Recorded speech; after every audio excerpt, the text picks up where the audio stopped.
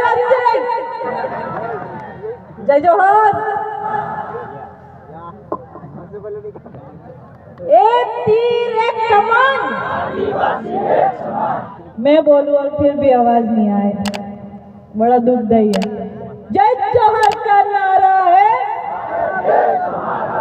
जय जोहार का नारा है, आदिवासी एकता जिंदाबाद, बिरसा मुंडा जिंदाबाद, टंट्या मामा जिंदाबाद। चलो, अब बहुत सारी बातें सब लोगों ने कर दी और अभी हमारे भंवर दादा को सुनना सबके लिए बाकी है, तो मैं अपनी बात संक्षिप्त में खत्म करूंगी।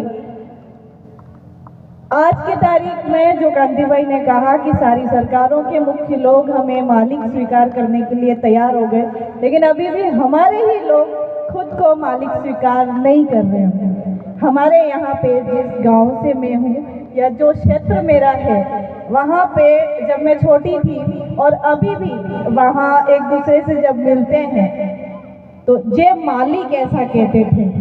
तब अब जब छोटे होते तो नहीं समझ में आता है, जे मालिक बोल रहे तो बोल रहे हैं, तो हम भी बोल देते थे।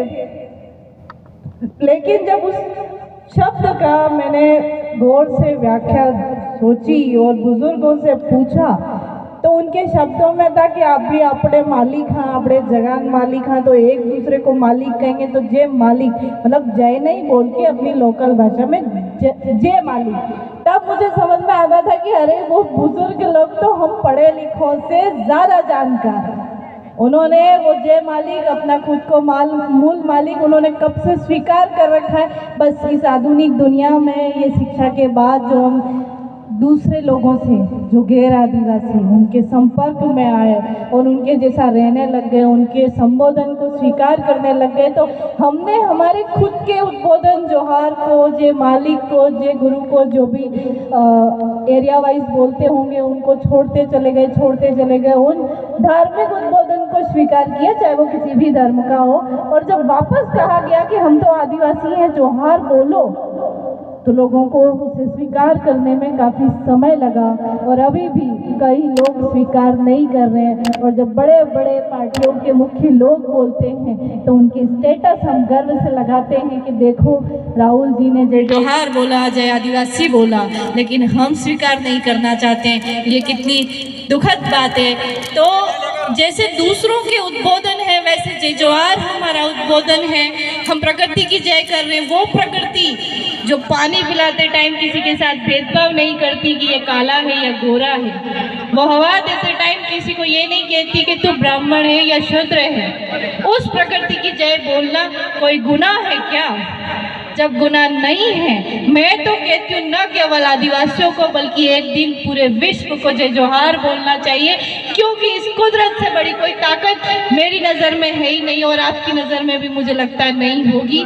जो कुछ है वो कुदरत है, कुदरत ही धर्म है, कुदरत ही माया है, कुदरत ही दुनिया है, सब कुछ कुदरत है। अगर हम इसके विरोध में जाते हैं, जो कि आज हम देख रहे हैं, दुनिया का तापमान बढ़ रहा है, किसी का ध्यान नहीं जाता है, किसी का भी ध्यान नहीं जाता है कि हम पर्यावरण प्रदूषण कितना कर रहे हैं। हम कहने को कहते हैं हम प्रकृति पूजक हैं, सारी चीज़ें कहने की हो गई, हम भी बदल रहे हैं और इतना बदल रहे हैं कि हम नहीं समझ पा रहे हैं कि दुनिया का तापमान इतना बढ़ रहा है कि हमारे बच्चों के बच्चे नहीं, हमारे ही बच्चे शायद इस तापमान को बर्दाश्त नहीं कर पाएंगे।